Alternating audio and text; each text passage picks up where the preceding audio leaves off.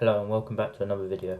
In this video we'll be covering how to recover for your sessions so that you're not sore and still fatigued for the next time you need to train the same muscle group once again. This will allow you to progress further and quicker. Why is recovery important? Now, there are many reasons why you need to recover after an intense training session. One reason is prevent injury, so you're not over fatigued, which can cause injury to a high percentage as you're not recovered. By implementing the recovery methods outlined later in this video, it will help to prevent injury. Second reason is because it will allow you to progress on your lifts. This will then provide a new stimulus to the muscles as you're not fatigued, which will allow you to lift more weight than you did last time.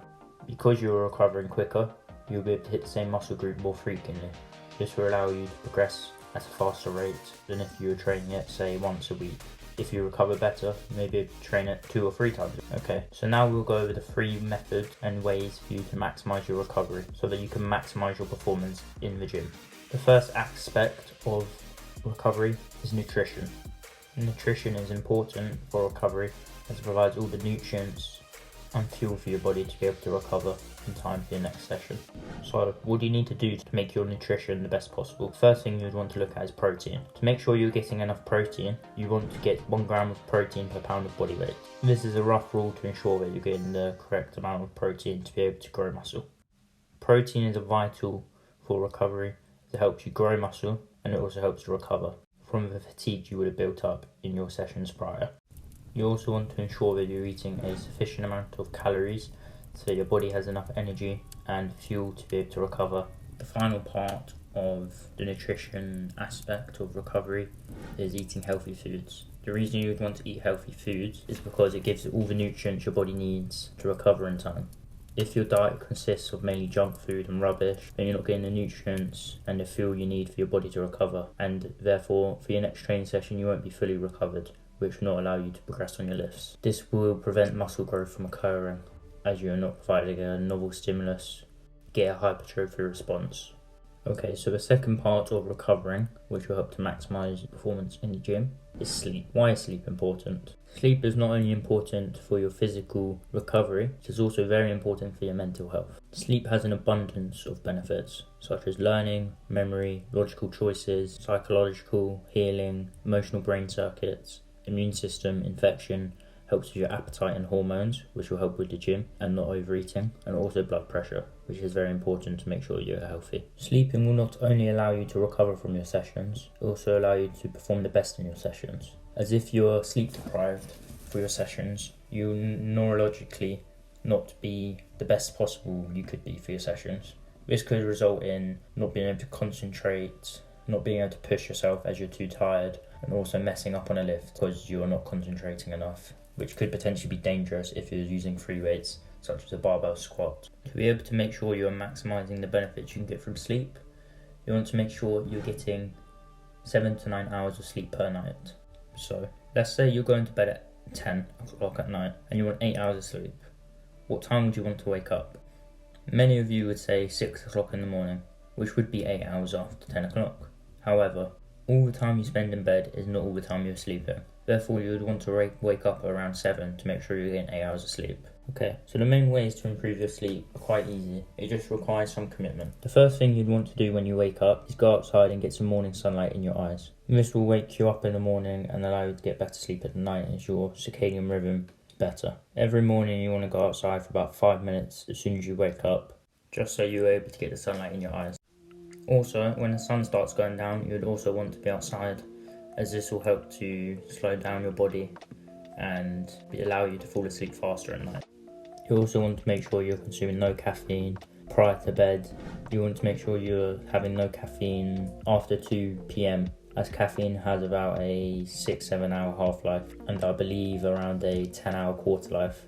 This means that if you've had 200 milligrams of caffeine at say 4 p.m, at 10 p.m. when you should be going to bed, you still have 100 milligrams of caffeine in your bloodstream.